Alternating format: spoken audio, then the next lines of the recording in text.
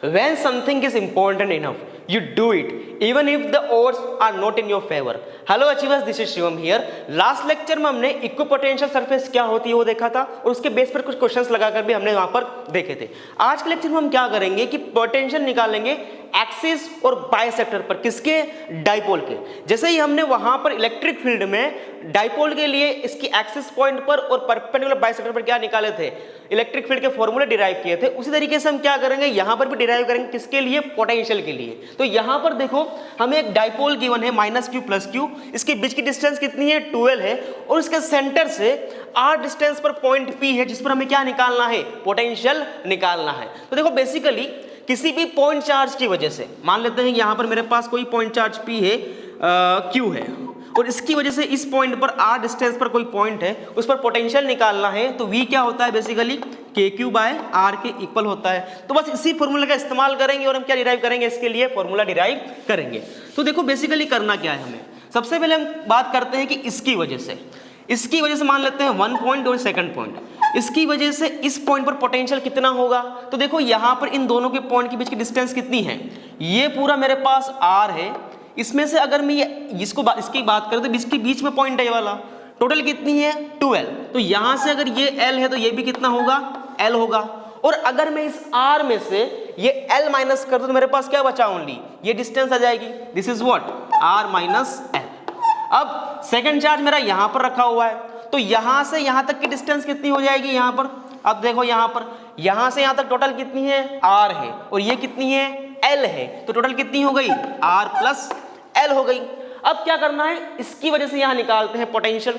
तो देखो V1 कितना आएगा? सिंपली KQ/R, तो KQ बाय, अब यहां पर ध्यान देना है R कितना है? R - L, R - L। अब बात करते हैं किसके लिए? सेकंड पॉइंट यानी V2 के लिए।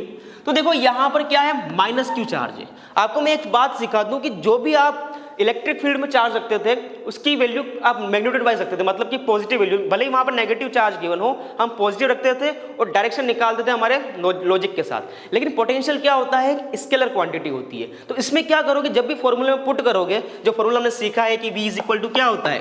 KQ/R होता है, तो उस KQ/R में जो Q होगा वो हमेशा किसके साथ पुट करोगे? साइन के साथ। तो यह ध्यान रखें कि यहाँ पर जो Q होता है always put with sign, always put with sign, इसका आपको बिल्कुल अच्छे से ध्यान रखना है। अब बात करते हैं यहां पर, तो V2 कितना हो जाएगा? -KQ/R + L हो जाएगा, तो -KQ/R + L। अब यहां पर हमें निकालना है V नेट, तो V नेट किसके इक्वल हो जाएगा? बेसिकली V1 + V2 के इक्वल हो जाएगा। अब V1 कितना गिवन है? तो KQ/R - L प्लस, अब प्लस यहाँ देखो यहाँ क्या है? माइनस, तो यहाँ भी क्या आ जाएगा? -KQ/R + L। अब सिंपली क्या करो, यहाँ से KQ को कॉमन निकाल लो, इसको सोल्व करो, कितना आएगा? R + L - R + L divide में R² - L²। तो देखो यहाँ से क्या कट गया? R से R कैंसिल हो गया, बहुत बढ़िया। चलो आओ, KQ इंटू यहाँ क्या बचा? 12 बचा, नीचे कितना बचा? R² - L²। अब मुझे बताओ, डाइपोल जो होता है बहुत छोटा होता है, उनके बीच की डिस्टेंस भी क्या होती है? बहुत छोटी होती है। तो बताओ इस R के रिस्पेक्ट में ये 12 या L बहुत ही छोटी क्वांटिटी होगी, तो उसके लिए हम क्या करेंगे? इसको L² को नेगलेक्ट मान लेंगे, तो नीचे कितना बचा? ओनली R² बच गया। अब यहां पर देखो Q × 12 क्या होता है? What is the Q × 12? Q × 12 is equal to what? This is dipole moment, इसको हम क्या लिखते हैं? P = Q × 12। तो यहां पर किससे रिप्लेस कर सकते हैं हम? P से। तो V नेट यानी V मेरा कितना आया यहां पर? Simply KP/R²। दिस इज, ये किसके लिए फॉर्मूला आ गया? Potential at the axis point at distance R from a dipole. Direct formula निकल के आएगा KP/R²। आपको डायरेक्ट फॉर्मूले को याद रखना है, बहुत ही बेसिक सा मेथड है, सेम वही मेथड हमने इलेक्ट्रिक फील्ड में भी लगाया हुआ है और उससे भी आंसर आया था 2KP/R³, लेकिन यहां पर स्केलर क्वांटिटी आई है KP/R²। यहां पर एक और बात ध्यान देने वाली है कि जब मैंने यहां पर पॉइंट चार्ज रखा, सॉरी यहां पर पॉइंट P की बात की, तो यहां पर पास में कौन था? +Q, और दूर कौन सा था? -Q। मतलब यहां पर पास वाला प्लस क्यू है, मतलब डोमिनेट कौन करेगा, प्लस क्यू वाला। तो यहां पर वैल्यू क्या मिली हमें, पॉजिटिव मिली। अब एक और चीज ध्यान देना कि अगर ये सिस्टम कुछ इस तरीके से होता कि पॉइंट पी मेरा यहां पर होता, इसके इस तरीके से ये डिस्टेंस आर होती, तो यहां पर पास कौन है, माइनस क्यू है। कौन है पास यहां पर, माइनस क्यू। तो माइनस क्यू वाला डोमिनेट करता, तो उसकी वजह से वहां क्या मिलता नेट पोटेंशियल, इस पॉइंट पर देन मिलता V is equal to minus K P by R square. यहां पर एक नेगेटिव लगाना पड़ता क्योंकि नेगेटिव वाला पास में है, जितनी डिस्टेंस पास होगी उतना ही पोटेंशियल क्या होगा, इंक्रीज करेगा। तो नेगेटिव वाला का पोटेंशियल यहां पर इंक्रीज करेगा, इसलिए यहां पर क्या आएगा, एक नेगेटिव आएगा जो बता रहा है कि यहां पर माइनस क्यू साइन क्या कर रहा है, डोमिनेट कर रहा है। इतनी सी बात आपको ध्यान यहां पर थोड़ी रखनी पड़ेगी। यहां पर हमें क्वेश्चन गिवन है कि find work done by electric field due to a dipole in moving the charge from Q not from A to B। कोई भी चार्ज गिवन है मेरे पास Q नॉट यहां पर रखा हुआ A, इसको कहां से कहां तक लेकर जाना है, यहां से यहां तक लेकर जाना है। तो इसके लिए इलेक्ट्रिक फील्ड कितना वर्क डन करेगी, मतलब ये डाइपोल कितना वर्क डन इस पर करने देगा। तो यहां पर देखो इलेक्ट्रिक फील्ड या डाइपोल की वजह से फील्ड जो आती है वो क्या है, कंजर्वेटिव फील्ड है। अब कंजर्वेटिव फील्ड है तो वर्क डन बाय कंजर्वेटिव क्या होता है, basically this is U1 minus U2, जिसको हम सिंपली लिख सकते हैं Q not V1 minus V2। अब तो क्वेश्चन आसान हो गया कि अगर मैं इस पॉइंट पर पोटेंशियल निकाल दूं एंड इस पॉइंट पर पोटेंशियल निकाल दूं, फिर तो मेरा क्वेश्चन क्या है, बिल्कुल आसान है। चलो कर लेते हैं, दिस इज Q नॉट। अब V1 की बात करते हैं। V1 क्या होगा, बेसिकली हम जानते हैं कि किसी भी डाइपोल की एक्सिस पर पोटेंशियल कितना होता है, KP बाय आर स्क्वायर होता है। तो यहां पर K इंटू इसको P मान लेते हैं, जो Q इंटू 12 जो भी गिवन होगा P मान लेते हैं उसको, कि हमें यहाँ पर P गिवन है। तो KP बाय, अब क्या करना पड़ेगा, आर स्क्वायर। तो देखो आर कितना है 2, तो आर स्क्वायर कितना हो गया 4। अब देखो, अब मैं इसको यहां पर लेकर चला गया तो पोटेंशियल कितना हो जाएगा, उसको मैंने मान लिया V2। तो V2 देखो कितना आ जाएगा यहाँ पर, KP बाय आर स्क्वायर, और आर कितना था 1, तो यहां पर कितना आया 1। क्या एक आंसर कंप्लीट हो चुका है, नहीं, क्योंकि यहां पर देखो माइनस क्यू के पास अब हम पहुंच चुके हैं, तो माइनस क्यू वाला क्या करेगा, डोमिनेट करेगा। इसका मतलब यहां पर क्या आएगा, एक नेगेटिव साइन आएगा। ये क्वेश्चन बहुत आसान है, आसानी से सोल्व हो सकता है, लेकिन एक गलती आपको यहां पर मिस्टेक पूरा क्वेश्चन खराब कर सकती है। तो यहां पर इस चीज का हमें अच्छे से ध्यान देना पड़ेगा कि वहां पर एक्स्ट्रा नेगेटिव भी लगाना है, क्योंकि हम माइनस के पास पहुंच चुके हैं, तो ये वाला डोमिनेट करेगा। अब V1 कितना है, KP by 4 minus this is only KP, and उसका माइनस भी आएगा तो क्या बन जाएगा, ये प्लस बन जाएगा। तो आंसर कितना आया 5KP Q not by 4। This is the work done to move this charge from A to B। Okay, I think आपको समझ में आया होगा किस तरीके से हमें कॉन्सेप्ट का यहाँ पर यूज करना है। एक और चीज बताता हूँ आपको मैं कि ये तो हमने क्या निकाला था, किसके लिए, KP बाय आर स्क्वायर निकाला था किसी भी एक्सिस पॉइंट के लिए। अगर मैं यहीं पर आपको सॉल्व करके दिखा दूं कि बाइसेक्टर पॉइंट के लिए क्या होगा, अगर पोटेंशियल की बात करें फॉर अ बाइसेक्टर पॉइंट, तो हम यहाँ पर हम जानते हैं किस तरह सेटअप बनता है कि यहाँ एक प्लस क्यू होगा, यहाँ एक माइनस क्यू होगा। चलो यहाँ प्लस ले लेते हैं और यहाँ माइनस ले लेते हैं। इनके बीच की डिस्टेंस कितनी होगी, 12 होगी, और यहाँ से बीच में से कहीं एक पॉइंट होगा जहाँ पर हमें क्या निकालना पड़ेगा, पोटेंशियल निकालना पड़ेगा। मान लेते हैं पॉइंट P है, तो पोटेंशियल इसकी वजह से भी आएगा और इसकी वजह से भी आएगा। अब क्या करें, अब यहाँ पर ये हम जानते हैं R, ये वाला L, ये वाला भी L, तो ये कितना हो जाएगा R square plus L square. Same wise ये भी R square plus L square. अब इसकी वजह से मान लेते हैं इसके निकाल, सबसे पहले इसको मान लेते हैं V1 आया इसकी वजह से, तो V1 कितना हो जाएगा KQ बाय R, तो KQ बाय R कितना है R square plus L square, तो रूट में R square plus L square. अब V2 की बात करते हैं, V2 कितना हो जाएगा KQ by, again KQ by कितना डिस्टेंस है ये वाली R square plus L square, root में R square plus L square. लेकिन यहाँ पर नेगेटिव है तो क्या लगाएंगे, यहाँ पर भी नेगेटिव आएगा।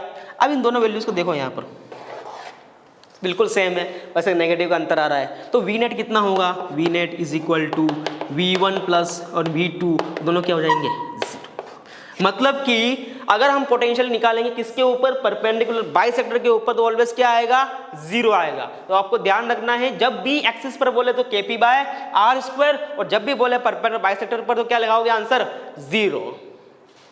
देखो कभी कभी क्या होता है कि एग्जाम में वो हमें जनरलाइज फॉर्म के बारे में भी पूछ लेता है कि अगर दोनों को मिक्स कर दिया जाए, यानी कि कोई मतलब यहाँ पर ना एक्सिस है ना परपेंडिकुलर बाइसेक्टर है, तब हम कैसे निकाल सकते हैं आंसर को। तो देखो बिल्कुल आसान सा काम है। यहाँ पर क्या करना है हमें कि हम जानते हैं कि यहाँ पर डाइपोल की डायरेक्शन कहाँ होती है, नेगेटिव टू पॉजिटिव की तरफ इस तरीके से होती है। इसको मान लेते हैं कि P गिवन है ऑलरेडी, हमें कितना गिवन है P। अब देखो इस P के अगर दो कंपोनेंट करें, एक जो इस लाइन के पैरेलल है, हमें इस पॉइंट पर क्या निकालना है, पोटेंशियल निकालना है। तो एक क्या कर दिया हमने जो इसके पैरेलल है, दूसरा क्या है इसके परपेंडिकुलर है। तो एक डाइपोल का यहाँ पर पॉइंट आया P cos theta, this is P cos theta, और एक क्या होगा जैसे इसके परपेंडिकुलर जो क्या होगा P sin थीटा। मतलब हमने इसके दो कंपोनेंट बनाए P cos theta and P sin theta. अब मुझे बताओ ये वाला कंपोनेंट क्या है, इसके परपेंडिकुलर है, और हम जानते हैं कि परपेंडिकुलर बाइसेक्टर पर पोटेंशियल क्या होता है, जीरो होता है। मतलब इसकी वजह से नेट पोटेंशियल कितना जनरेट होगा, जीरो। और ये वाला पॉइंट क्या आ गया, पूरा का पूरा डाइपोल P cos थीटा इसके एक्सिस पर आ गया। देखो इसके एक्सिस पॉइंट पर आ गया। तो एक्सिस पॉइंट के लिए फॉर्मूला क्या होता है, simply KP by R square. तो V नेट कितना आया पॉइंट P के ऊपर, V net on point P is equal to K। P कितना गिवन है यहाँ पर, P cos थीटा, तो KP cos theta by R square, this is your answer. यहाँ पे डिस्टेंस कितने गिवन है हमें, R गिवन है। तो यहाँ से किसके लिए हो गया, जनरलाइज फॉर्म के लिए हो गया। सिंपल से दो टुकड़े करने हैं, इसकी वजह से जीरो, इसकी वजह से आंसर निकल के आ जाएगा।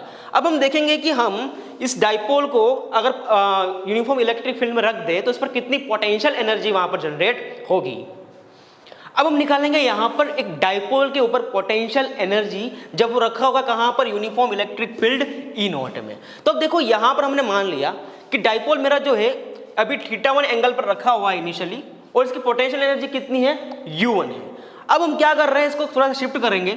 मान लेते हैं कि इसको हम लेकर चलेंगे किसी θ2 एंगल पर, और इसकी पोटेंशियल एनर्जी कितनी हो गई, U2 हो गई। तो हम जानते हैं कि यहाँ पर U1 माइनस U2 क्या होता है, basically work done by the conservative forces. ये हमने यहाँ पर सीखा हुआ है। अब work done by conservative force क्या होगा, फोर्स इनटू डिस्प्लेसमेंट। लेकिन यहाँ पर क्या लग रहा है, बेसिकली टॉर्क लग रहा है। तो यहाँ पर work done by conservative force क्या बन जाएगा, torque dot d theta, this is torque dot d theta. लेकिन यहाँ पर देखो कि हर एक पॉइंट के लिए टॉर्क क्या हो रहा है, चेंज हो रहा है। टॉर्क क्या होता है, बेसिकली PE sin थीटा होता है, ये हमारा टॉर्क का फॉर्मूला होता है। लेकिन यहाँ पर देखो थीटा बार बार चेंज हो रहा है, तो टॉर्क भी क्या हो रहा है, चेंज हो रहा है। तो हम क्या करेंगे, किसी एक जनरल फॉर्म के लिए बात करेंगे।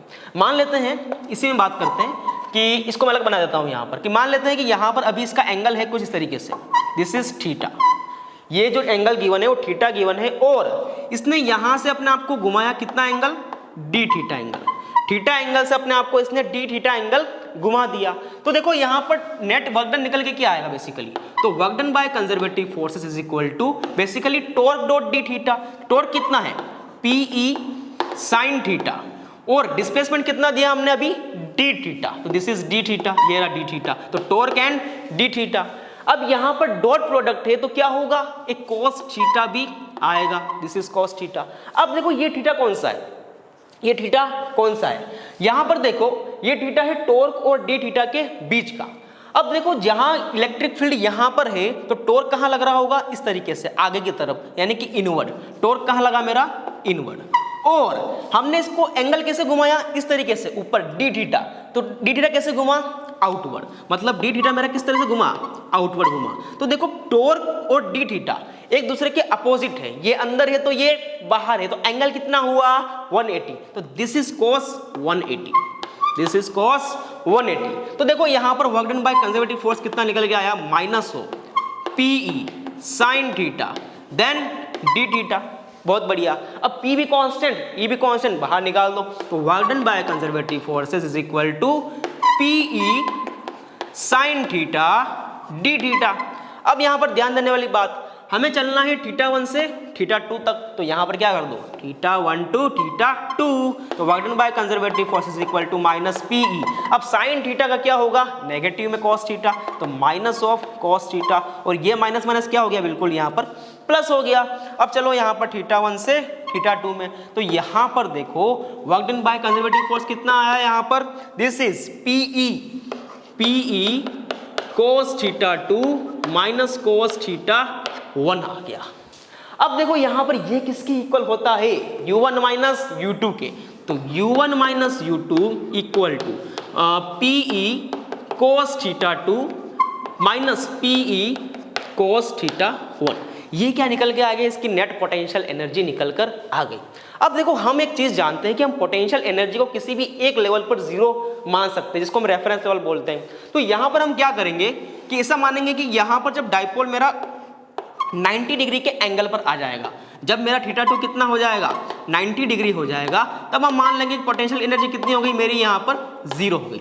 ऐसा अज्यूम कर लेंगे कि U2 जीरो हो गया जब थीटा 2 कितना हो गया 90 हो गया। तो यहाँ पर ये 90 हुआ तो ये क्या हो गया पूरी तरीके से जीरो होगा।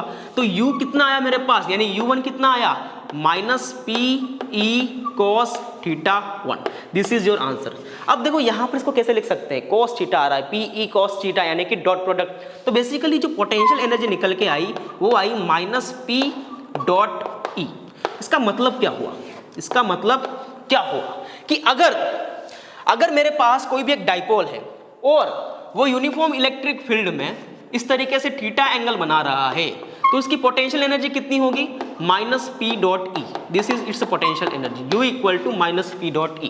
इसका मतलब ये हुआ, ये आपको माइंड में फिक्स रखना है कि अगर मेरा डाइपोल यूनिफॉर्म इलेक्ट्रिक फील्ड में रखा हुआ है और थीटा एंगल पर है, तो उसकी नेट पोटेंशियल एनर्जी कितनी होगी माइनस P डॉट E होगी। तो आपको आई थिंक समझ में आया होगा किस तरीके से हमने यहाँ पर पोटेंशियल एनर्जी को डिराइव किया है। तो मिलते हैं फिर से नेक्स्ट लेक्चर, तब तक के लिए पढ़ते रहिए, गुड बाय।